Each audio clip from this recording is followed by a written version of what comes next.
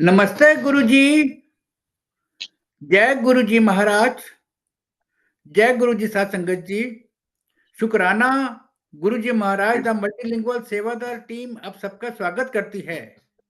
आज एक बार फिर गुरुजी महाराज की ब्लैक संगत और संगत शशि वोहरा आंटी जी उपस्थित हैं संगत शेयरिंग के लिए। समूचे गुरु परिवार की तरफ से आपका बहुत बहुत स्वागत है शशि वोहरा आंटी। जय गुरुजी। ओवर टू यू आंटी, संगत शेयरिंग करें प्लीज। जय गुरु जी। गुरु जी को मेरा प्रणाम और गुरु जी की जो भी संगत इस समय गुरु जी का सत्संग सुन रही है उन सबको मेरा प्रणाम, नमस्ते। गुरु जी का शुक्राना है बहुत बहुत कि गुरु जी ये सेवा, ये मौका सत्संग करने का और सुनने का हमें दे देते हैं। ये उनकी बहुत बड़ी हमारे पर मेहर है, हमारे पर बहुत बड़ी कृपा है, ये उनकी ब्लेसिंग है।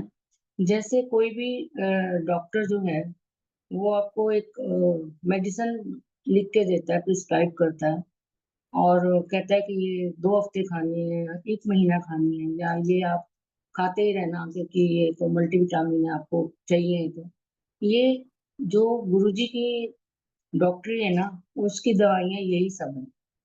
लंगर खाना, शब्द सुनना और सत्संग करना, सत्संग सुनना, ये गुरुजी ने हमें इतनी हमारे पर मेहर करी है कि इतनी आसान चीजें हमें लिख के दी हुई है कि जो हमारे को अ, हम लोग फॉलो करते हैं और गुरु जी की ब्लेसिंग्स हमको मिल जाती है। अब जैसे हम लोग वेद पुराण ग्रंथ पढ़ते हैं, उसमें हम क्या पढ़ते हैं? उसमें हम अपने भगवान की, अपने रब की, उनकी प्रशंसा, उनका गुणगान, उनकी स्तुति करते हैं, वो सुनते हैं। अब कलयुग में गुरु जी ने कितना हमारे लिए इजी कर दिया है कि हमें सिर्फ और सिर्फ गुरु जी के बारे में बताना है, उनकी कृपा बतानी है, उनकी मेहर बतानी है। यही सत्संग है, यही हमारी पूजा है, यही हमारा पाठ है। हमें ज्यादा कुछ करने की जरूरत नहीं है, बस उनसे कनेक्ट होना है, गुरु जी से डायरेक्ट कनेक्शन लेना है और उनकी जो भी गुरु जी की बातें हैं हमें उनको फॉलो करना है। अंतर्यामी है। जब हम माथा टेकते हैं तो हमें कहते हैं गुरु जी को हमारे जन्म जन्मों का अ, पता चल जाता है कि हम क्या थे, क्या करके आए हैं और इस जन्म में हमें क्या क्या मिलने वाला है और क्या क्या हमको प्रॉब्लम्स आने वाली है। और जिस समय हम पहली बार गुरु जी के दरबार में जाते हैं, उनके चरणों में अपने आप को समर्पित करते हैं, तो हमारा जर्नी स्टार्ट हो जाती है गुरु जी के साथ कर्मों को काटने की। गुरु जी कहते थे 90% कर्म मैं माफ कर देता हूँ, लेकिन 10% भुगतने पड़ते।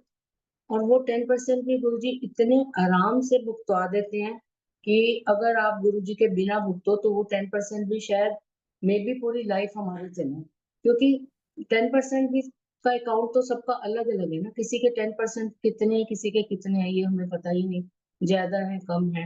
कईयों को आते ब्लेसिंग्स मिल जाती थी, गुरुजी कहते से नाम दी लोड़ नहीं, किसी को कहते थे अंदर नहीं।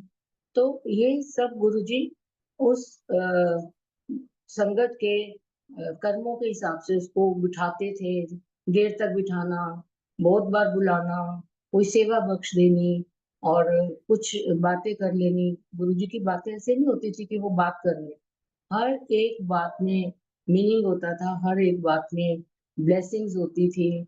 और कई बार तो वो बातें हमको एकदम समझ आती थी और कई बार ऐसा होता था कि काफी समय के बाद, मे बी कई सालों के बाद हमें वो बातें समझ में आती थी।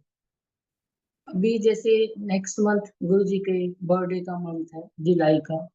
अभी से हम सबके मन में बड़ा उत्साह है कि गुरु जी का बर्थडे आने वाला है और जुलाई में सावन का महीना है। तो सावन के महीने में हम जब गुरु जी के पास गए थे तो हम लोग ऑलरेडी जैसे शिव पुराण पढ़ते थे। तो हमको पुरानी संगत ने समझाया कि आप नई शिव पुराण लो और गुरु जी से ब्लेस करो, तब पढ़ो। तो हमने कहा ठीक है। हम लोगों ने एक शिव पुराण ली और हम लेके उसको गुरु जी के पास गए। तो गुरु जी भी रूम से बाहर आके हॉल में भी खड़े थे, बैठे नहीं थे। तो मेरे अंकल को बोलते हुने की चुक ले आया हमें। तो और अंकल ने बोला गुरुजी शिव पुराण है, ब्लेस कर दो। तो गुरुजी ने बहुत अच्छी सी प्यारी सी स्माइल दी और बोला अंदरों बढ़िया ब्लेसिंग का देती हूँ ये, चलो पढ़िया करो। तो वो गुरुजी के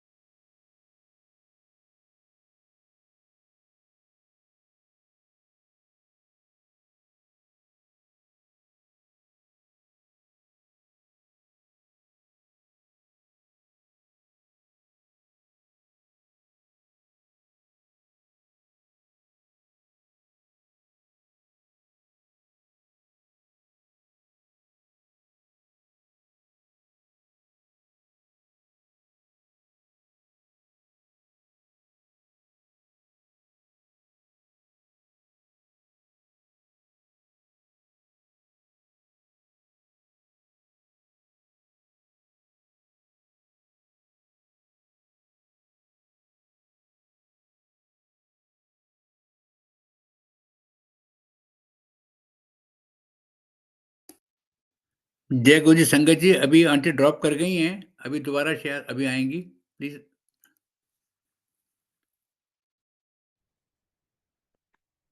हाँ जी आंटी, हूँ आ रही है आवाज। ओके ओके हाँ जी।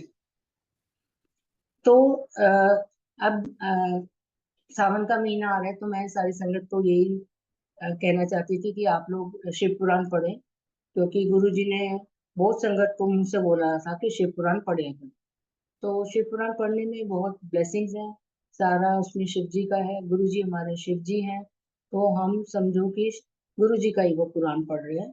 और जिनको नहीं भी समझ आती थी तो गुरु जी कहते थे कोई गल नहीं, समझने की लोड़ नहीं, पढ़िया करो। तो आप लोग पढ़ते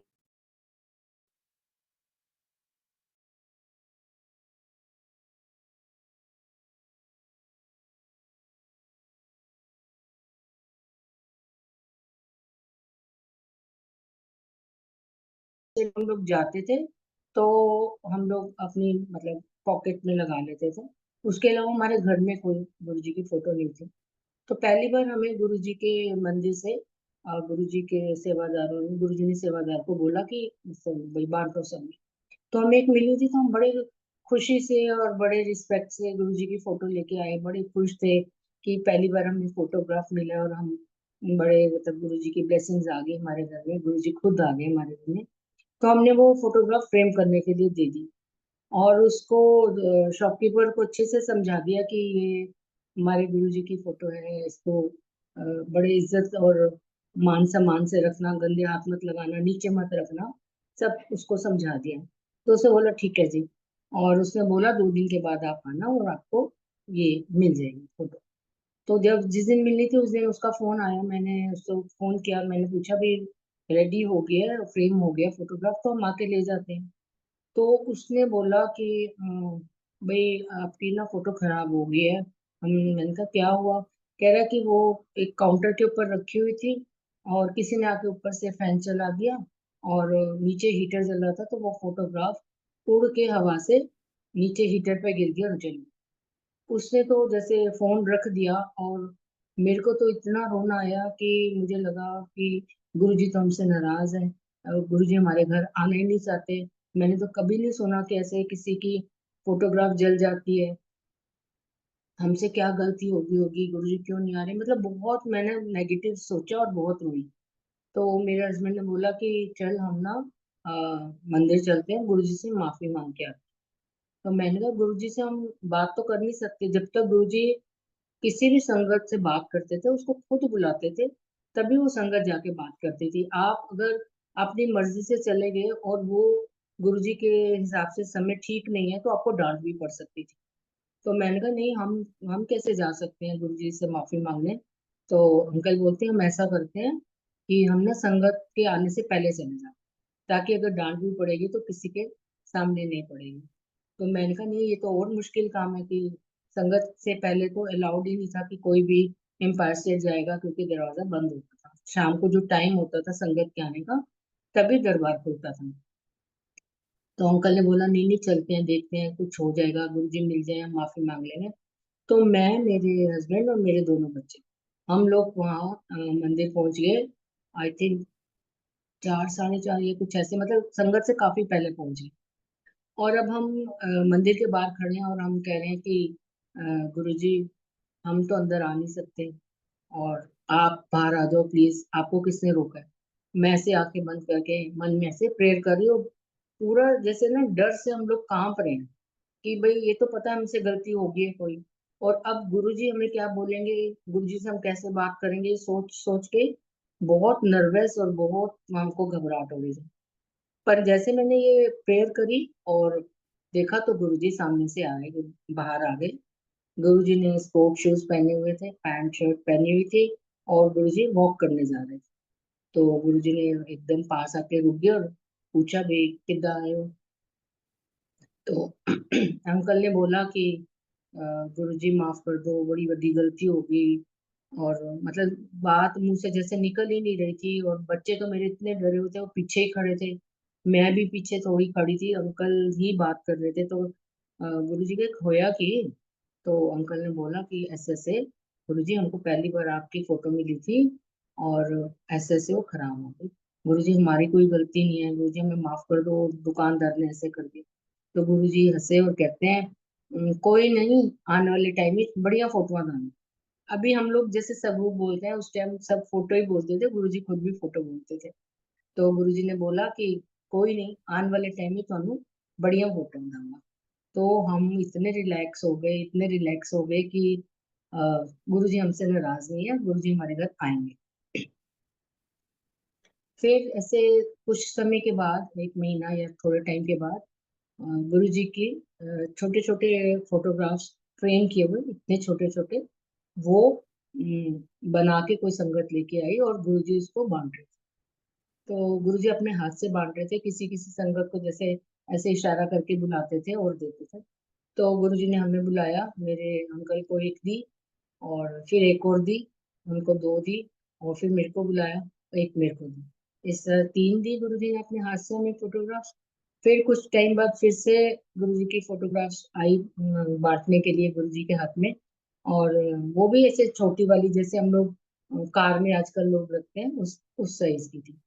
तो हमने हम अब सोचे हमें कहाँ मिलेगी ना, हमें तो मिल चुकी है। लेकिन जब भी गुरुजी कोई चीज बांटते थे ना, और इशारा करके जैसे एक एक को ऐसे करके बुलाते थे, तो उस समय सारी संगत की हार्ट बीट बड़ी तेज होती थी कि हमारा नंबर आएगा कि नहीं, गुरुजी हमें देख रहे हैं कि नहीं, गुरुजी हमें बुलाएंगे कि नहीं। तो हम तो थोड़े रिलैक्स है कि भाई पता था कि अब तो मिल चुके हैं, अब कहाँ मिलेंगे। पर गुरुजी की बड़ी मेहर, बड़ी कृपा, गुरुजी ने फिर से अंकल को बुलाया और एक फोटोग्राफ उनको दिया, और फिर मेरे को बुलाया और एक मेरे को दिया। इस तरह गुरुजी ने अपने हाथ से हमें 5 अपने सबूत दिए, छोटे छोटे, और मंदिर में मैंने रखे। मेरे लिए तो लोगों के पास तो बैंक बैलेंस होगा, प्रॉपर्टीज होंगी, मेरी तो यही बैंक बैलेंस है, मेरी तो यही प्रॉपर्टी है कि महाराज की दी, हाथ की दी हुई चीज मेरे पास है, गुरुजी खुद मेरे पास है। क्योंकि गुरुजी कहते थे कि हर फोटो में मैं खुद हूँ, और मेरे से बात करो, मैं जवाब देता हूँ, मेरी फोटो ना समझो। तो गुरुजी खुद विराजमान है, गुरुजी तो कण कण में विराजमान है, हर हर एक संगत की आत्मा में विराजमान है। बस उनको महसूस करने की, और कि वो हमारे साथ हैं, उनके हुक्म जो वो देते हैं, जो वो इशारा करते हैं। गुरुजी ऐसे प्रवचन तो करते ही नहीं थे। गुरुजी कुछ छोटी सी बात कह देते थे, या कोई छोटा सा ऐसे किसी संगत के थ्रू आपको बता देते थे, तो आपको वो इशारा समझना है और उसको फॉलो करना है। अभी कुछ दिन पहले मैं बीच में, सत्संग के बीच में मुझे एक बात याद आ गई। कुछ दिन पहले मेरे को गुरुजी ने दर्शन दिए और मेरे को बोला कि तू आंधी नहीं आजकल मेरे था पे, था मतलब जगह पे। तो मैंने कहा हाँ जी गुरुजी, मेरे को जलंधर आए हुए बहुत टाइम हो गया।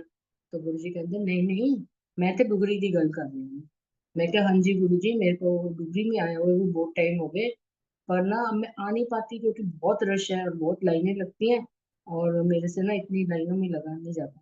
तो गुरुजी मेरे को कहते हैं नहीं नहीं, आ जा आराम ਨਾਲ, खेता खेता विचों आ जाई आराम ਨਾਲ, ते सारा हो जाएगा, ते तू आ जाई। मैंने कहा अच्छा। वो मेरा फिर जैसे वो खत्म हो गया।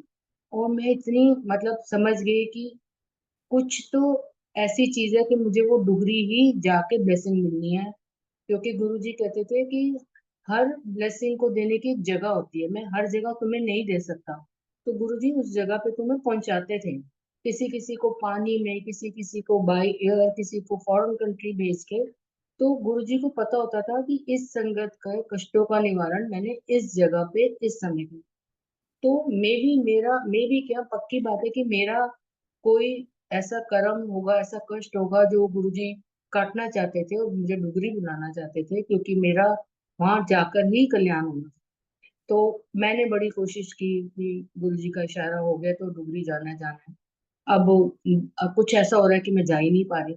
तो मैंने कहा गुरुजी, अब आपने मंजिल भी आप हो, रास्ता भी आप हो, और रास्ते पे चलाने वाले भी आप हो। आप ही बुला रहे हो तो आप मेरा इंतजाम करो गुरुजी, मैं कैसे आऊं। गुरुजी की मेहर हुई तो मेरे बच्चों ने बोला कि रात को सोए तो इतना कोई प्रोग्राम नहीं, एकदम सुबह उठे तो कहते हैं मम्मी जल्दी उठ जाओ क्योंकि आज हम डुगरी चल रहे हैं। मैं इतनी खुश। मैंने कहा गुरुजी आपने इनके मन में डाल दिया, इनको समझा दिया कि लेके जाओ अपनी मम्मी को। तो हम लोग डुगरी गए, और कुछ ऐसा ही रास्ता हमें मिला कि हम खेतों खेतों में से गए, और वहां जाके हमें गुरु जी की इतनी मेहर, हमें कोई प्रॉब्लम नहीं हुई, कोई लाइनों में नहीं लगना पड़ा, कुछ नहीं हुआ। बड़े अच्छे से महाराज के दर्शन हुए, लंगर खाया, घर आए।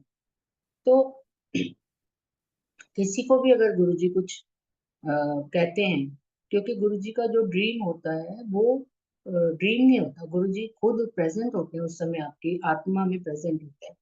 तो आपको वो जो कह रहे हैं वो डायरेक्टली कह रहे हैं, वो तो और इजी है समझना, पर उसको मान लो। क्योंकि गुरु जी का हम हुक्म जितनी जल्दी मानेंगे उतनी जल्दी हमें ब्लेसिंग्स मिलेंगी।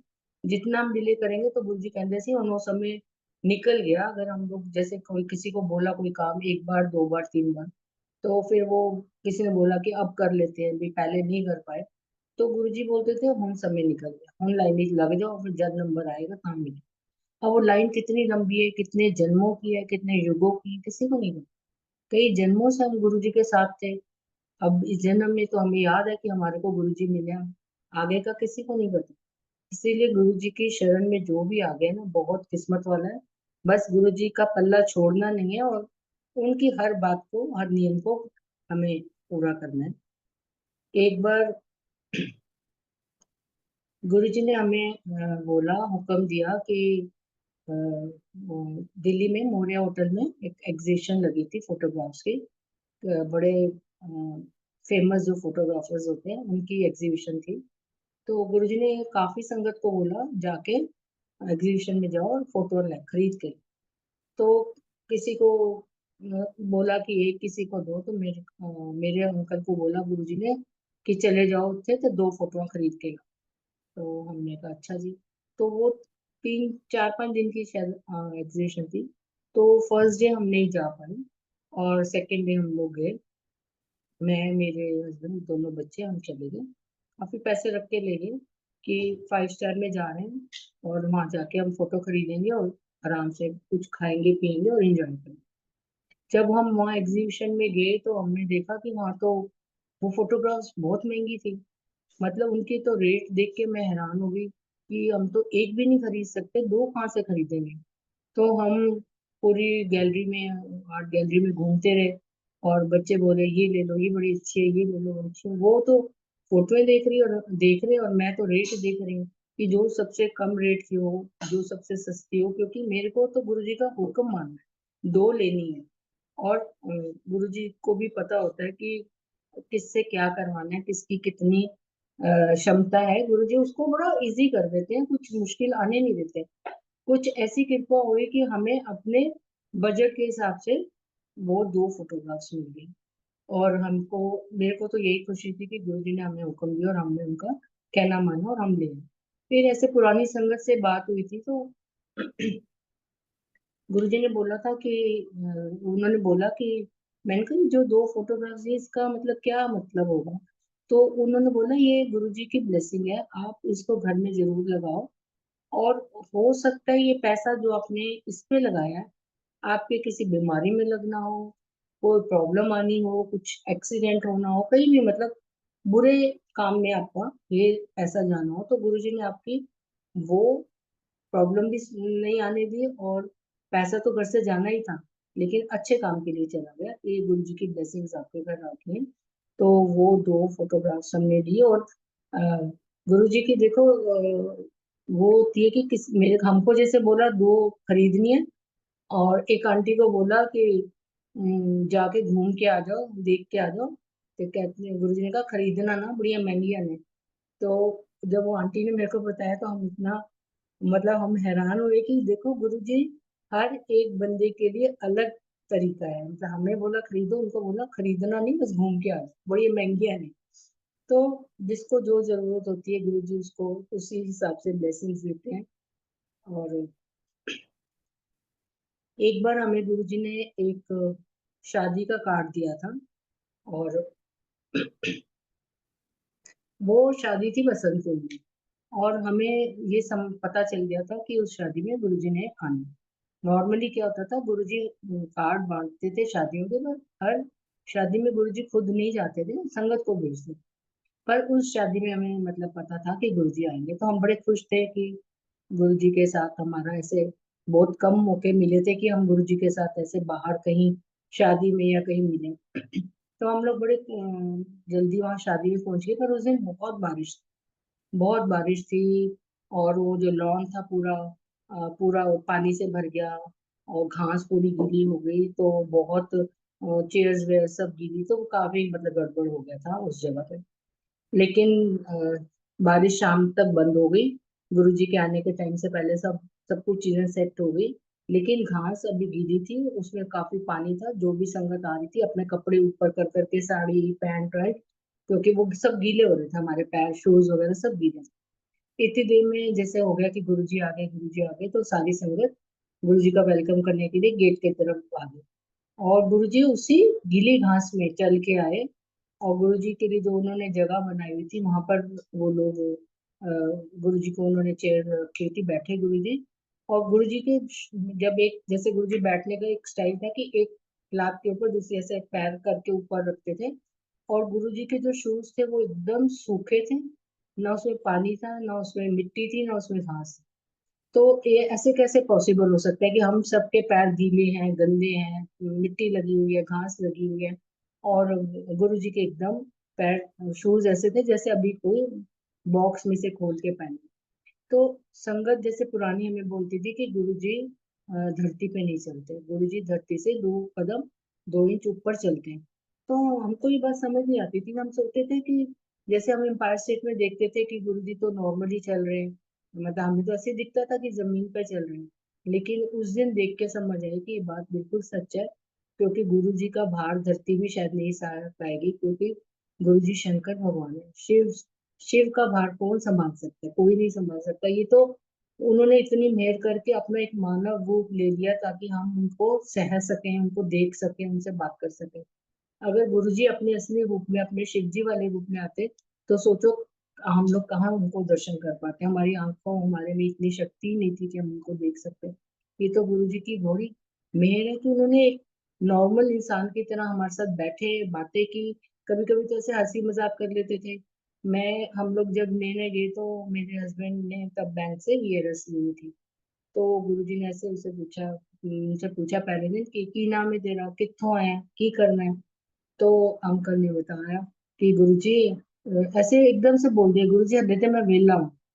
तो गुरुजी कहते हैं, ले, एक मैं वेला सी तो एक और वेला तू आ गए। तो बड़ा लाइट सा माहौल हो गया, सबने हंसना शुरू कर दिया। तो कभी कभी ऐसा लगता है ना कि जैसे हम घर में बैठ के बातें किसी के साथ करते हैं, गुरुजी कभी कभी ऐसे माहौल कर देते थे। और कभी कभी तो जब गुरुजी का ऐसा होता था रूप की संगत की आंखें नहीं ऊपर उठती थी, इतना डर लगता था उनकी तरफ देखने में। मतलब ऐसे लगता था कि उस नूर को, उस प्रकाश को, उस ऑरा को हम संभाल नहीं पाएंगे। गुरुजी किसी से नाम पूछते थे तो लोग अपने नाम भूल जाते, मतलब मुंह से बात ही नहीं निकलती थी उनके। इतना गुरुजी का ऑरा स्ट्रॉन्ग होता था। हम लोग अ, अभी जब हम लोग गए थे ना गुरुजी की शरण में, अभी हमें कुछ समय हुआ था, तो एक आंटी को गुरुजी ने दर्शन दिए, और उन्होंने बोला कि गुरुजी ने उनको दर्शन देके बोला कि मेरा नाम लेके कि एनु मैं लंगर सेवा जाऊँ, और बोला हले नहीं, हले दे बच्चे छोटे ने, ज्यादा दे बच्चे बड़े हो जाएंगे तब। तो अब वो आंटी ने मेरे को ये बात बोली तो मैं तो बड़ी खुश हो गई कि वाह लंगर सेवा मिलेगी। मतलब उस समय तो ऐसा था कि 5-7 लोग जो थे लंगर सेवा में, उनके अलावा वहां बाहर की तरफ किचन की तरफ कोई जा ही नहीं सकता था, झांक ही नहीं सकता था। टच करना लंगर को देखना तो बहुत दूर की बात है। तो मैं सोचा कि हम तो नए नए आए, हम मेरे को लंगर सेवा कैसे मिल सकती है। तो आंटी ने जब बोला कि अभी नहीं, अभी तेरे बच्चे छोटे हैं, जब तेरे बच्चे बड़े होंगे तब मिलेगी सेवा। फिर अभी तो मेरे बच्चे स्कूल में थे, करते करते 1 साल 2 साल कितने साल बीत गए, और मुझे सेवा नहीं मिली और मैं भूल गई। वो दिमाग से उतर गया कि गुरुजी हमने मेरे को कभी सेवा के लिए बोला है या गुरुजी मुझे कभी सेवा देंगे। फिर 2007 में गुरुजी ने चोला छोड़ दिया और गुरुजी की समाधि बन गई। और समाधि की ना जैसे सेवा के लिए हर दिन की एक आंटियों का ग्रुप बन गया था, जो मंदिर की तरफ से कि जो जाके समाधि की सिर्फ क्लीनिंग सफाई पूरी करते थे। अंदर जाना, पूरा साफ सफाई करना, बाहर पूरे उसके जो ग्लासेस हैं सब साफ करना। तो वो सेवा मुझे मिली सैटरडे। तो एवरी सैटरडे हम लोग जाते और हम समाधि सेवा करते। उसके बाद कुछ टाइम बचता तो अगर माली भैया हमें बोल देते ये फूल सजा दो या यहाँ पर ये सफाई कर दो, तो जो भी होता कर देते थे। फिर शाम को जब दरबार खुलता था तो हम अंदर हॉल में बैठ के हमने शबद कीर्तन सुनना, लंगर खाना और घर। एक दिन ऐसा हुआ कि हम लोग अपनी सेवा कर रहे थे। जब मेरे को सेवा मिली थी तो उस साल मेरी बेटी, छोटी वाली बेटी, वो 12th में गई। तो उसके बोर्ड के एग्जाम की था और वो तैयारी में थी। पूरा साल वो अपनी पढ़ाई में थी, मैं पूरा साल समाधि सेवा में थी। तो जिस सैटरडे हम सेवा कर रहे थे, ये जो मैं बात बता रही हूँ, उससे जो नेक्स्ट मंडे था, उस दिन मेरी बेटी का लास्ट वो था, बोर्ड का एग्जाम। तो कहते हैं ना जब बोर्ड का एग्जाम हो जाए, स्कूलिंग खत्म, तो हम सोचते हैं कि हमारे बच्चे बड़े। तो अभी भी मेरे दिमाग में ये बात नहीं थी, मैं तो अपनी सेवा में आई हुई थी। सेवा के बाद जैसे ही थोड़ा कुछ ऐसा हुआ कि पीछे से लंगर सेवा में से एक आंटी ने हमें बुलाया और उन्होंने बोला कि आप लोग ना थोड़ी हमारी आके मदद कर दो उसमें लंगर बनाने में। तो हमने कहा अच्छी बात है, हम हाथ धो के किचन में चले गए और जल्दी जल्दी सेवा शुरू कर दी। लेकिन मेरे को जो आंटी थी जो देखती थी उन दिनों लंगर का, उन्होंने डांटा कि आप ऐसे कैसे आ गए, आपकी तो सेवा नहीं है, आपका नाम नहीं है, गुरुजी के किचन में बिना परमिशन के कोई आ नहीं सकता। अगर आपकी सेवा लगी होगी तभी आप आ सकते हो। तो उन्होंने बोला आप नहीं कर सकते, तो मैंने कहा ठीक है। मैं किचन के बाहर आ गई और फिर वो आंटी बाहर आई तो उन्होंने ऐसे नॉर्मली 2-3 बातें की। कब से आ रहे हो, कौन सी सेवा कर रहे हो, रेगुलर हो, ऐसे 2-4 बातें करी। और फिर उन्होंने मेरे को बोला, उन्होंने 2 लड्डू दिए, मेरे हाथ में रखे और बोला कि एलो मुंह मीठा करो और आज तो थोड़ी लंगर सेवा शुरू। तो मैं इतनी हैरान कि अभी 2 मिनट पहले तो डांट पड़ रही थी और अभी 2 मिनट बाद आंटी मुझे मीठा मुंह करा के कह रही है कि लंगर सेवा करो। तो सोचो कि वो सेवा जो महाराज ने इतने साल पहले बख्शी थी, वो मेरे को 2000 आई थिंक 3 में गुरुजी ने बोला होगा और 2008 के बाद मुझे वो सेवा मिली। इतने साल पहले ब्लेस कर दिया था गुरुजी ने। और वो जो मीठा मुंह करा के सेवा दी, उस सेवा में इतना रस डाला, इतना रस डाला कि हम सेवा करते हुए थकते नहीं थे। एक सैटरडे सेवा करके घर जाते थे तो लगता था ये पूरा वीक कैसे कटेगा, इतना लंबा लगता था। भाई कब सैटरडे आएगा, कब हम मंदिर जाएंगे, कब हम सेवा करेंगे। ये हमारे को ऐसे होता था क्योंकि वो सेवा महाराज ने हमें बख्शी थी। तो गुरु जी के तरीके हैं हमें ब्लेस करने के, सेवा देते हैं और सेवा कराते हैं। सेवा के दिनों में क्या हुआ कि एक दिन अ, सुबह का दिन था सैटरडे को। और मेरे अंकल को जैसे हमारे बेड के सामने गुरु जी का बहुत बड़ा स्वरूप था। तो अंकल को जैसे नींद खुली तो उन्होंने देखा कि गुरु जी का फेस का जो राइट साइड है वो पूरी लाल है। और आधी जो फेस है वो नॉर्मल। तो अंकल कहते मेरे को समझ नहीं आई ये कैसे हो गया कि आधी फोटो डाल ले, आधी स्किन ठीक है जैसे गुरु जी का नॉर्मल फेस होता है। तो अंकल देख के फिर आंख बंद कर ली, थोड़ा जैसे सो गए, नींद लग गई। फिर थोड़ी देर बाद देखा तो देखा कि वो जो लाली थी ना फेस पे आधी, वो हल्की हो गई। और थोड़ी देर बाद फिर देखा तो गुरु जी का फेस बिल्कुल क्लियर, जैसे कि था ओरिजिनल फोटो में। तो अंकल को ना ये बात समझ नहीं आई कि ये हुआ तो हुआ क्या, ये सब मैं मतलब क्या देखा मैंने। अब वो सुबह मेरे को बताने का टाइम नहीं था उनको, क्योंकि उनको ऑफिस जाना था उस समय, और मेरे को सेवा के लिए जाना था। तो उस दिन मैं जब सेवा पे गई तो वहां पर गुरु जी का, आपको पता, गुरु जी चटनी प्रसाद बनता है लंगर में हर हमेशा, और बहुत स्पाइसी होता था, बहुत स्पाइसी होता था उन दिनों। मतलब गुरु जी के सामने तो इतना स्पाइसी होता था वो चटनी प्रसाद। मुझे याद है कभी कभी तो मैं बर्फी या लड्डू, जो भी कोई हलवा कुछ भी मीठा प्रसाद थाली में था, उसको साथ लगा के उस चटनी को खत्म करते थे कि इतनी तीखी खाई नहीं जाती। उस दिन क्या हुआ कि उस चटनी से मेरे राइट बाजू में पूरी, मतलब एल्बो तक मेरी वो हो गई, लाल हो गई, उसमें एलर्जी हो गई। इतनी जलन कि बर्दाश्त नहीं होता था। मैंने वहां कच्चा दूध लगा दिया, किसी ने फ्रिज में से बर्फ लगा दी, किसी ने टूथपेस्ट लगा दी, पर मेरे को कुछ भी मतलब आराम नहीं आना था। शाम होते होते किसी ने बोला कि इतनी तकलीफ सह रहे हो तो आप जाके एक केमिस्ट से एंटी एलर्जी टैबलेट ले लो, कि आपका उसी से ठीक हो जाओ। तो मैंने कहा ये बात भी ठीक है। हम मैं गई मंदिर से, वहां सामने केमिस्ट था, एक एंटी एलर्जी टैबलेट ली और एक उसने कोई ऑइंटमेंट दे दी कि आप ये लगा लो। तो मैं वापस मंदिर आई। मैं अंकल बोलते अब तू, तेरी तबीयत ठीक नहीं तो तू घर चली जा, सेवा तो होगी नहीं। तो मैंने कहा नहीं, मैं लंगर खाए बिना तो नहीं जाऊंगी, सुबह से आई हूँ तो मैं लंगर खा के जाऊँ।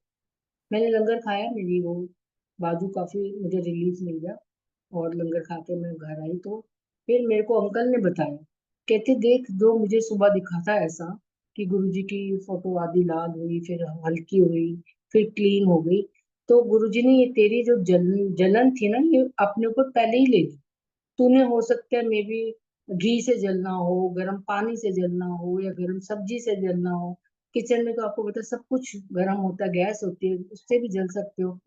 तो गुरुजी ने तेरे को एक आर्टिफिशियल जलन दी। ना मेरी स्किन खराब हुई, ना मेरे छाले पड़े, ना मुझे डॉक्टर के पास जाना पड़ा।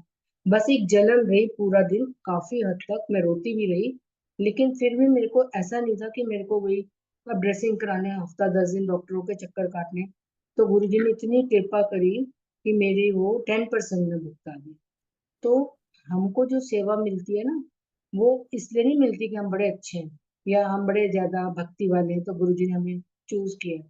गुरुजी को पता है कि इनका कर्मों का निवारण सेवा से ही होगा, इनके कर्मों का निवारण सत्संग सुनने से होगा, इनके कर्मों का निवारण सत्संग करने से होगा। तो ये सब जो भी गुरुजी कराते हैं ना, वो सब गुरुजी की मेहर है, उनकी कृपा है, और उसमें हमें ब्लेसिंग्स मिलती रहती है। मैं जैसे गुरुजी के पास जाते थे तो बीच में क्या हुआ कि अ, मेरा ना थोड़ा डाइजेशन सिस्टम जैसे हिल गया। कुछ भी खाती थी तो मुझे जल्दी से डाइजेस्ट नहीं होता था, मेरे को वॉशरूम जाना पड़ जाता था। कभी मैं कम खाऊं, कहीं जाना है तो कि भाई ज्यादा खा लूंगी तो प्रॉब्लम ना हो जाए। और कभी मैं ठीक रहती थी, और कभी मेरे को ये होता था। तो समझ नहीं आ रही थी क्या चल रहा था। तो मंदिर से एक आंटी ना, हाँ एवरी मंडे हम लोग जाते थे। वो मेरे को बोलती थी कि आंटी मेरे को गुरुजी बोल रहे हैं कि वो आंटी का हाल पूछ, मेरी तबीयत ठीक नहीं है, एनु का मैं ठीक कर रहा हूँ। तो वो मुझसे पूछती थी आंटी आपको क्या हुआ। तो मैंने अब किसी का भी पेट खराब रहा वो तो कहाँ कोई हर किसी को थोड़ी बताता फिरता है। तो मैंने उसको कहा ना नहीं नहीं कुछ नहीं, ऐसे थोड़ा सा मेरा ऐसे पेट अपसेट रहता है। कहती नहीं नहीं आंटी, मेरे को गुरुजी ने आपकी बहुत बुरी हालत दिखाई है, कि आप बिल्कुल बेड पे हो, आप उठ नहीं पा रहे। प्लीज आप ना अपने सारे टेस्ट कराओ, अपने चेकअप कराओ, क्योंकि मुझे गुरुजी कहती बार बार कह कि मैं ठीक नहीं है, मैं ठीक कर रहा हूँ।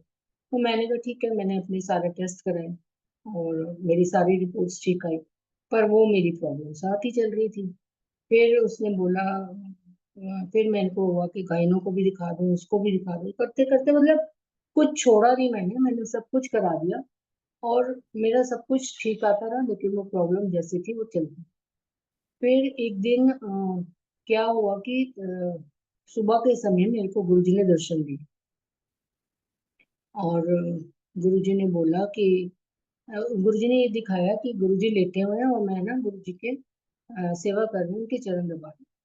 और गुरुजी लेटे लेटे मेरे से बात कर रहे हैं और मेरे को कह रहे हैं, जिस दिन ये दर्शन हुए उसके 10-15 दिन बाद की कोई डेट बोली और बोला तू ना उस दिन इत्थों चली जा। तो मैं कहा गुरुजी मैं कहाँ चली जाऊँ? कहते मनु की बता। तो अब मुझे ना अपने आप गुरुजी जैसे समझा दिया कि गुरुजी मुझे इस दुनिया से जाने के लिए।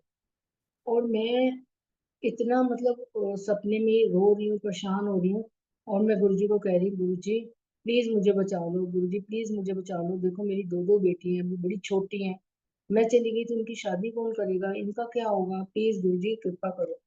और ना गुरुजी ने मेरी बात का कोई जवाब नहीं दिया और मुंह जैसे फेर के सो गई, लेट गई।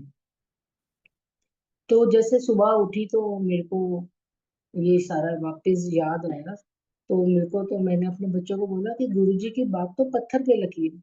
गुरुजी ने मुझे हुक्म दिया यहाँ से जाने का, तो अब मेरा तो समय आ गया, मैं तो जाऊंगी जाऊंगी। तो अब मुझे इतना समझ नहीं आ रहा, किसी को भी बोलो कि तूने 10 दिन बाद मरना है तो सोचो उसकी क्या हालत होगी। तो मेरे बच्चे कहते हैं मम्मी आप क्यों ऐसे फालतू में टेंशन कर रहे हो, गुरुजी ने आपको एक डेट दी है, आपको ईयर नहीं बोला, ठीक है। गुरुजी ने बोला ऐस दिन तू इत्थों चली जा। तो ये दिन तो हर साल आता है, हो सकता है कितने 20 साल, 25 साल, 10 साल, कभी जब गुरुजी का हुक्म होगा तो ये डेट आएगी तब आपको जाना होगा। आप क्यों रो रहे हो, गुरुजी तो आ, हमारा जो कुछ कष्ट होते हैं ना कर्म, मतलब जो हमें प्रॉब्लम आने लगती है वो सपनों में ही काट देते हैं, मतलब वो हमें सपने में ही भुगत लेते हैं, हमें रियल लाइफ में वो प्रॉब्लम आती ही नहीं। मैंने कहा ठीक है। फिर मैं मतलब ये हो गया कि शाम को मैं मंदिर जाऊंगी और माथा टेकूंगी और गुरु जी का जो हुक्म होगा अपने आप बताएंगे। तो मैंने ऐसे मेरी सिस्टर का फोन आया, मैंने उसको बताया। तो उसने कहा कि अच्छा कुछ नहीं होता, सब ठीक हो जाएगा। और थोड़ी देर के बाद मेरे को फिर से मेरी सिस्टर का फोन आया, कहती है जो मेरे जिया जी थे वो जैसे अपना यहाँ पे गुरु जी को माथा टेक रहे थे, मेडिटेशन कर रहे थे। तो गुरु जी ने उनको बोला कि देख तेरी साली नू आज मैं कितना घबरा दिता है और ਉਹਨੂੰ कहा कि ਉਹਦਾ मैं लीवर कैंसर ठीक करता है और अपने घर सत्संग करे और सारी संगत की सेवा आप करनी है। और गुरुजी ने उनको एक ऐसे वर्ड्स बोले, मैं जैसे जो वर्ड्स मैं गुरुजी के लिए हमेशा बोलती थी कि मेरे घर में जो गुरुजी का जो भी ड्राइंग रूम में फोटो थी, मैं उसके आगे से जितनी बार भी जाती थी, मैं जाने अनजाने एक ही बात पता नहीं क्यों बोलती रहती थी कि गुरुजी मनु का दा डर, मैं तो ਇੱਥੇ ਵੀ ਤੁਹਾਡੇ ਕੋਲ ਉੱਥੇ ਵੀ ਤੁਹਾਡੇ ਕੋਲ, मतलब मैं तो इधर भी आपके पास हूँ ऊपर भी आपके पास जाऊंगी, मुझे किस बात की। और ये मैं क्यों बोलती थी क्या मुझे समझ नहीं आया, मतलब एक जैसे कहते हैं ना टेप चलती जा रही, वो मेरे अंदर टेप चलती रहती थी कि गुरु जी मनु का डर, मैं तो अच्छे भी थोड़े को ਉੱਥੇ भी थोड़े को। और ये बात सिर्फ मुझे ही पता है क्योंकि मैं मन में बोलती थी, मेरे बच्चों को घर के लोगों को नहीं पता। और ये बात गुरु जी ने मेरी जिया जी को बोली कि तेरी साली ਨੂੰ ਘਬਰਾ ਦੀ क्यों घबरा गई है, वैसे तो कहती रहती है ਇੱਥੇ भी थोड़े को ਉੱਥੇ भी थोड़े को। तो ये बात कंफर्म होगी कि जो अंकल कह रहे हैं वो बात करेक्ट, गुरु जी का ही मैसेज है, क्योंकि ये वर्ड्स तो किसी को नहीं पता जो मैं गुरु जी के सामने बोलती हूँ। तो फिर मैंने अपने घर में गुरु जी की मेरे से सत्संग रखा और सेवा करी संगत की। तो किसी संगत ने बोल दिया मेरे को कि तू ना बातों में आ जाती है सबकी, तेरे को कोई कैंसर था, तेरा कोई डायग्नोज हुआ है, किसी भी डॉक्टर ने तेरे को मतलब ऐसे थोड़ा इशारा भी किया कि तेरे को कैंसर है, तेरा तो कुछ भी नहीं निकला। तो ऐसे किसी ने तेरे को बोल दिया और तू मान गई है कि तेरे को कैंसर होगा और ठीक कर दिया गुरु जी ने। तो मैंने कहा गुरु जी जो बोलते हैं ना वो अटल होती है बातें। और अब गुरु जी ने ये प्रूफ करने के लिए कि ये सब गुरुजी ने बोला है, मुझे ये सब होना था, गुरुजी ने मुझे न्यू लाइफ दिया। गुरुजी ने मंदिर की अलग अलग आंटी जिनको ना मेरे सपने के बारे में पता है, ना मेरे घर में सत्संग हुआ उसके बारे में पता है, ना मेरे को गुरुजी ने मरने के जो डेट दी है वो पता, कुछ भी नहीं, मतलब कोई बात नहीं पता उन लोगों को। और उन लोगों ने आके अलग अलग दिनों में, जैसे एपिसोड चलते हैं ना, हफ्ता महीना चलते रहे। कभी कोई किसी आंटी ने एक हफ्ते बोला, किसी ने दूसरे की, उनको गुरुजी ने दिखाया है, मेरी डेड बॉडी दिखाई, किसी को कुछ दिखाया कि मैं जा रही हूँ, गुरुजी ने मुझे न्यू लाइफ दी है। अलग अलग तरीके से अलग अलग लोगों ने बताया, लेकिन सबका बात एक ही थी कि मैंने मरना था और गुरुजी ने मुझे बचा लिया। फिर उसके बाद लास्ट में गुरुजी ने मेरे हस्बैंड को दर्शन दिए, और गुरुजी ने दिखाया कि गुफा है, और गुफा मतलब ऐसे पुराने घर है, कमरा है, उसके अंदर गुरुजी बैठे हैं, मैं, अंकल, हम तीनों बैठे हुए हैं। और उसके ऊपर रोशनदान जो होते थे ना पुराने जैसे कमरों में, तो रोशनदान में से बड़े भयानक यमदूत झांक रहे, जो कि मेरे को जैसे लेने आए। अब वो यमदूत मुझे लेके नहीं जा, अंदर नहीं आ पाए क्योंकि गुरुजी बैठे। तो वो इतने भयानक और डरावने यमदूत थे कि मेरे हस्बैंड को जब ये दर्शन हो रहे थे तो उन्होंने इतनी चीखें मारी कि बच्चे भी उठ के आ गए कि क्या देखा पापा, आपने इतने डर गए हो। तो फिर अंकल ने बताया कि ऐसे ऐसे मैंने देखा कि यमदूत थे और वो जा ही नहीं रहे थे। तो फिर गुरुजी ने उनकी तरफ ऐसे अपनी निगाह डाली, और गुरुजी की आंखों से एक जैसे लाइट निकल के उनके ऊपर गई, और वो भाग गए। तो गुरुजी ने फिर यही दिखाया कि यमदूतों ने आना था मुझे लेने के लिए, और गुरुजी ने मुझे बचाया। बहुत बहुत शुक्राना है, ये जो हम जिंदगी जी रहे हैं, जो हम ये सांस ले रहे हैं, सब मालिक की दी हुई है, उनकी कृपा से हम जी रहे हैं।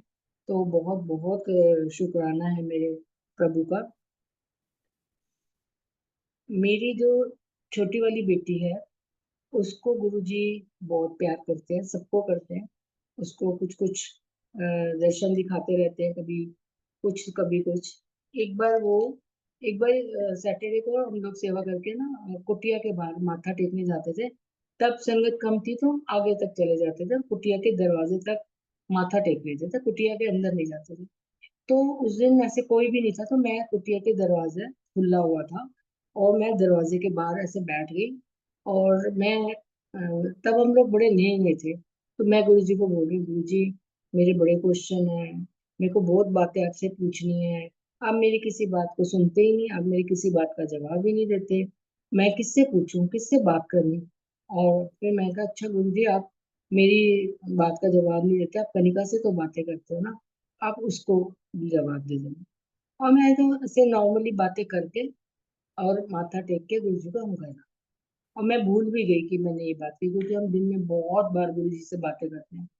तो जब मैं घर गई तो मेरी डॉक्टर ने बोला कि आप गुरु जी से कुछ बातें कर रहे थे, कुछ मांग रहे थे। मैंने कहा क्या हुआ।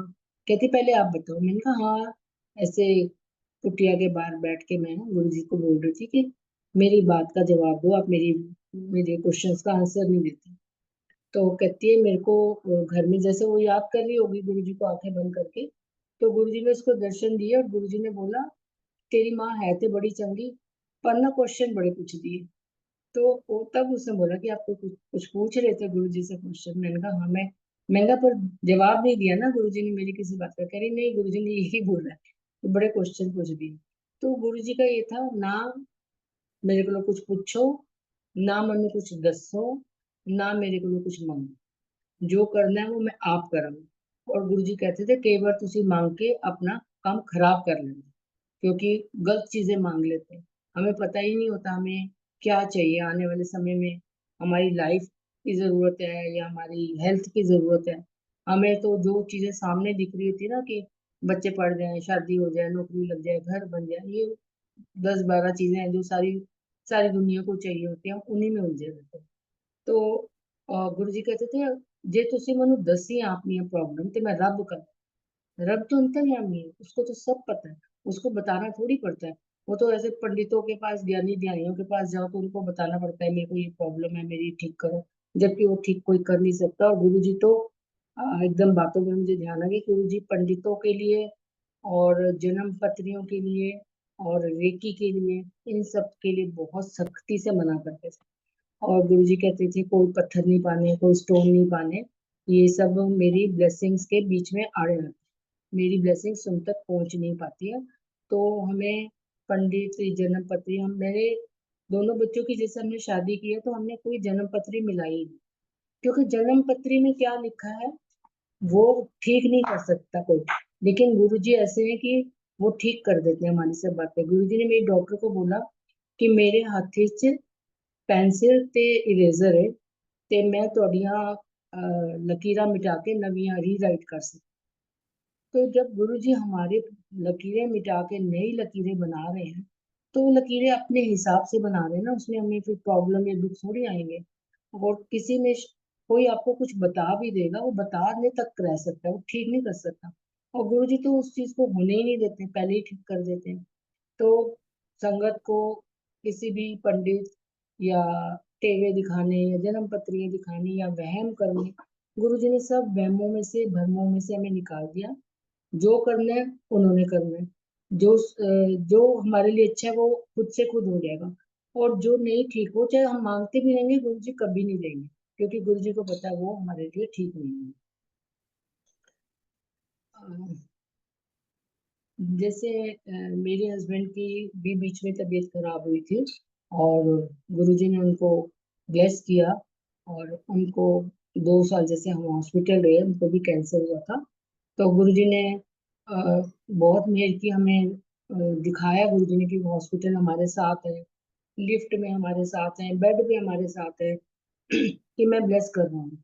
तो एक जब गुरुजी अपने शुरू में हम गए थे, तो गुरुजी ने एक अंकल को एक कोई शादी का कार्ड दिया था। तो गुरुजी ने उसपे सबके नाम जैसे लिख के संगत को दे रहे थे, और अंकल का नाम हम लोग जैसे रोरा है, तो हम लोग लिखते हैं VOHR। तो गुरुजी ने हमें लिख के दिया VOHAR।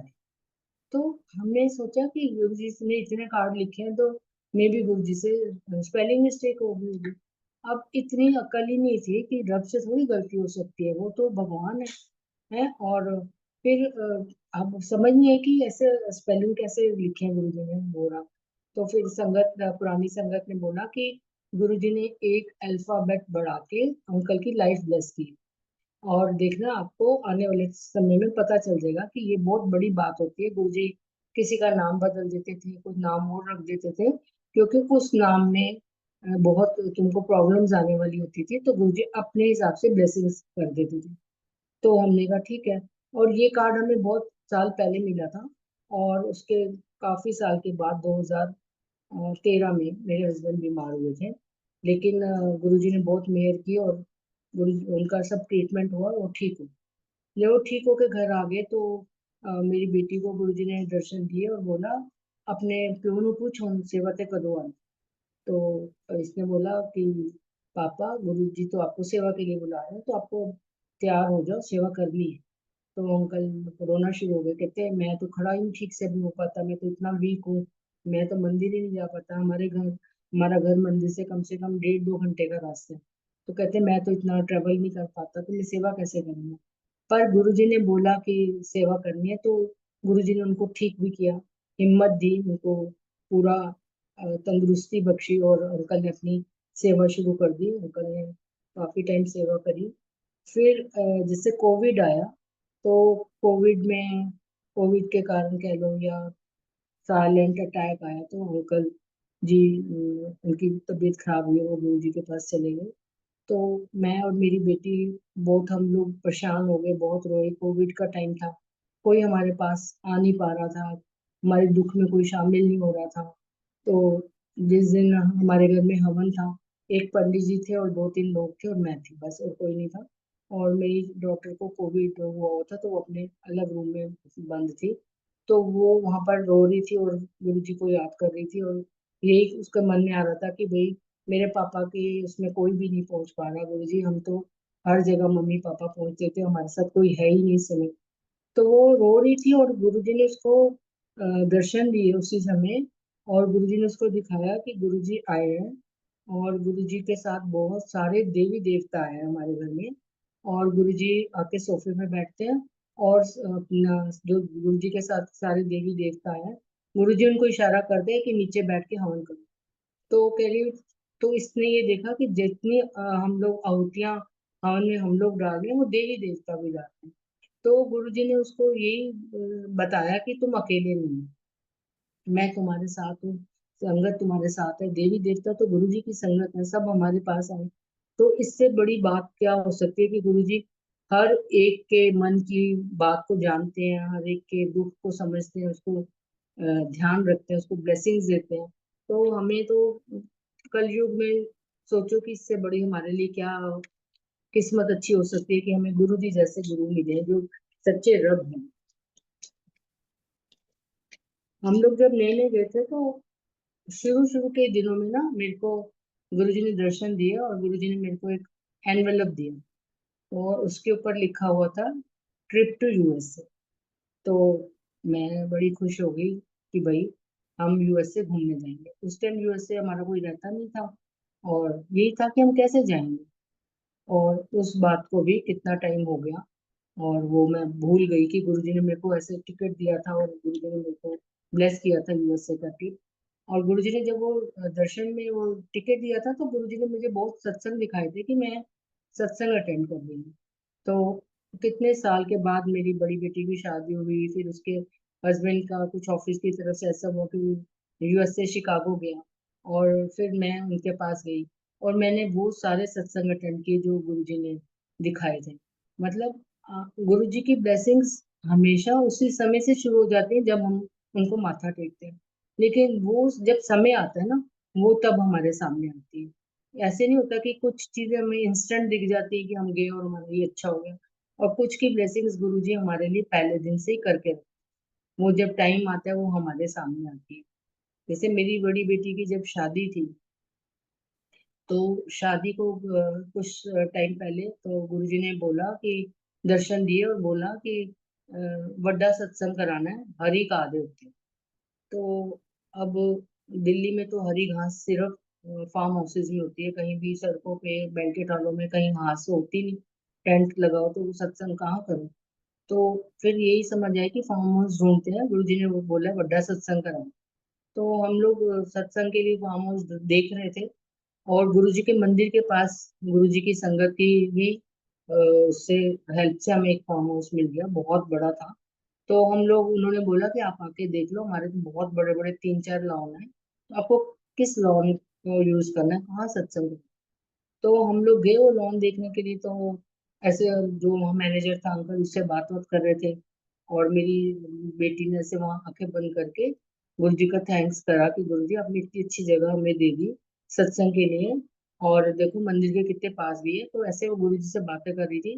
तो गुरु जी ने उसको बोला कि सारा सेटअप दिखाया गुरु जी ने उसको कि यहाँ पर दरबार लगेगा, यहाँ पर चाय प्रसाद होगा, यहाँ पर शूज रखोगे, यहाँ पर संगत बैठेगी, यहाँ पर लंगर होगा। सारी सेटिंग गुरु जी ने खुद दिखाई।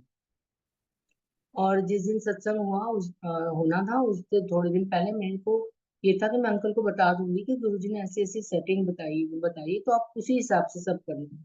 पर वो ये कि मेरे दिमाग से और इतने मतलब बातें कर रहे थे, ये बिल्कुल मेन बात दिमाग से हट गई। और जब हम शाम को पहुंचे तो मैं देख के हैरान हो गई कि पूरी सेटिंग ऑलरेडी वैसी ही हुई जैसी गुरुजी ने बताई थी। सब कुछ वैसे हुआ।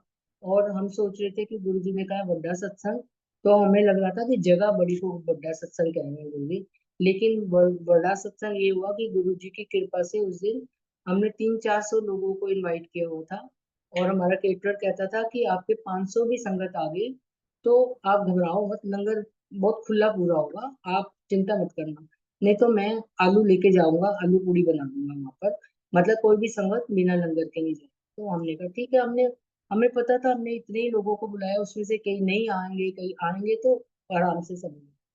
और गुरु जी की उस दिन मेहर थी, उस दिन मंडे था आई थिंक। तो बहुत संगत मंदिर आती है मत्था टेकने के लिए। तो जिस चीज को पता चलता रहा कि साथ ही फार्म हाउस में गुरु जी का सत्संग है, उन दिनों सत्संग होते भी बड़े कम थे और इतना बड़ा सत्संग तो कम होते थे।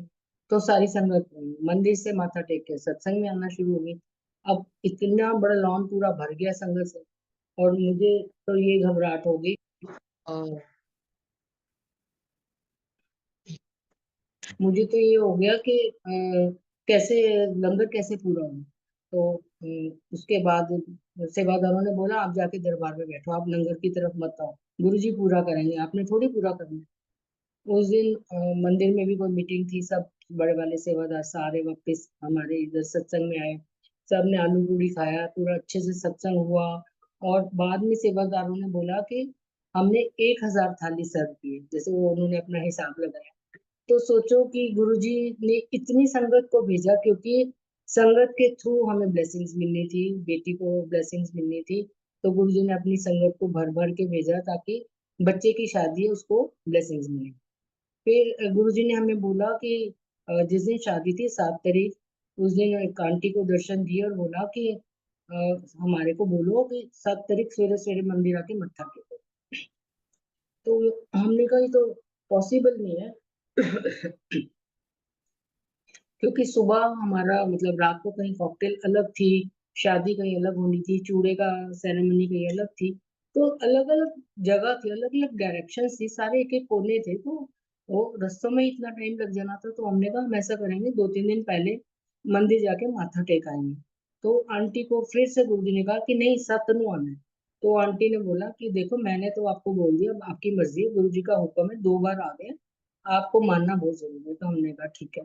फिर उस दिन हम 7 दिसंबर को, बहुत ठंड थी, बहुत धुंध और बहुत, उसमें हम लोग गए सुबह सुबह 4 बजे माथा टेकने। तो गेट तो बंद ही था, तो हम गेट के बाहर 2 मिनट बैठ गए, माथा टेका कि गुरुजी शादी है, ब्लेस करना, आप शादी में आना, बच्चों पे अपना हाथ मेहर वाला रखना। तो हम ये सब बैठ के प्रेयर कर रहे थे। तो एक कोई साइकिल गई वहां सड़क से, और साइकिल पे ऐसे कोई लगा जैसे कोई दूध वाला होता है, उसने साइड में दूध के डोल वगैरह टांगे हुए हैं, और उसकी साइकिल पे शबद चला। तो अब वो जब एकदम से निकल गया, तब तो मुझे समझ नहीं, जब वो थोड़ा आगे चला गया, तो मैंने कहा साइकिल पे कौन सुबह सुबह शबद सुनता है। और जो दूध वाले होते हैं वो तो मतलब नॉर्मली भैया टाइप होते हैं, तो वो पंजाबी के शब्द नहीं सुनते, वो अपने भजन सुनते हैं। और उधर तो मंदिर के आसपास कोई रहता ही नहीं, वो कहाँ दूध देने जा रहा है, किसको देने जा रहा है। फिर मुझे समझ आया कि गुरुजी थे, उन्होंने हमें बुलाया था, तो हमें ब्लेस करना था शादी में। हो सकता है कुछ प्रॉब्लम आनी हो, जो गुरुजी ने ब्लेस कर दी और वो शादी बहुत अच्छे से होगी। तो गुरुजी की इतनी कृपा है, इतनी मेहर है कि वो हम सब पे, हम सबको प्रॉब्लम से आने से पहले ही निकाल लेते हैं, और कुछ जो प्रॉब्लम्स हमने भुगतनी है, बस वही भुगताते हैं। तो बहुत बहुत शुक्राना है मेरे मालिक का कि वो हमें अपनी शरण में रखा हुआ है। और बस इतनी हमें सद्बुद्धि दें कि हम कभी भी भटके ना, हम सिर्फ और सिर्फ अपने गुरु जी से कनेक्ट रहें, उनकी शरण में रहें, उनकी छत्र छाया में। जय गुरु जी। शुक्राना सबका जिन्होंने सत्संग सुना। जय गुरु जी। जय गुरु जी। शशि बोरा आंटी, बड़े भाव से आपने अच्छे से मैसेजेस दिए, बहुत संदेश गए हैं गुरु संगत को। मैं सेवादार आंटी से रिक्वेस्ट करूंगा, प्लीज अपने आप को अनम्यूट करें।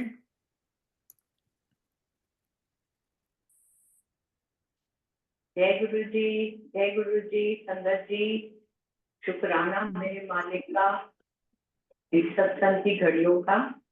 और शशि आंटी, आपका बहुत बहुत शुक्राना इस प्लेटफॉर्म पे आने का। और आपने बहुत सारे बहुत अच्छे संदेश दिए, और जो आपकी भक्ति का स्तर है, आपके विचार हैं, वो आपके भक्ति के स्तर को प्रकट करते हैं।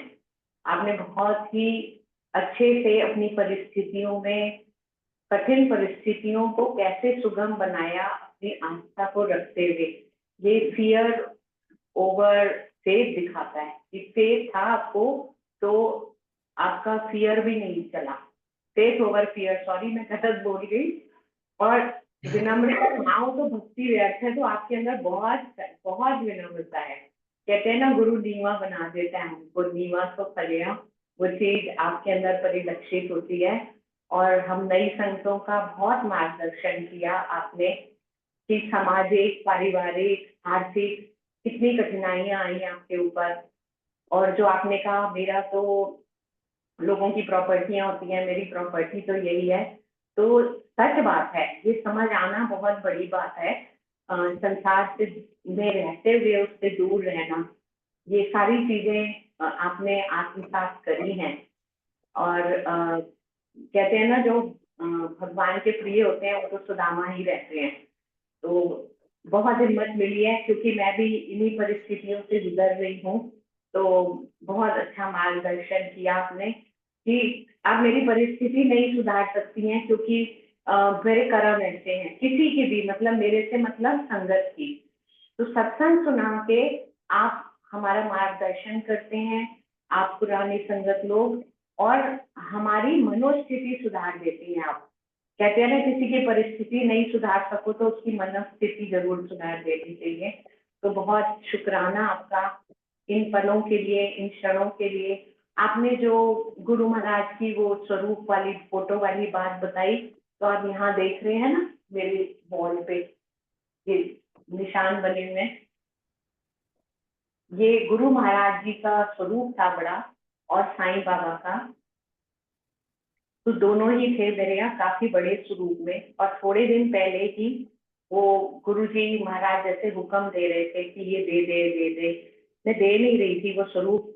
वाइट चोले वाला मुझे बेहद पसंद है स्वरूप, और नहीं दे रही थी, मन नहीं मान रहा था। लेकिन फिर कई बार ऐसा हुआ तो मैंने जिनको दिया उन्हें बहुत जरूरत थी, जहाँ वो गए, और वो मेरा अपना ही घर है।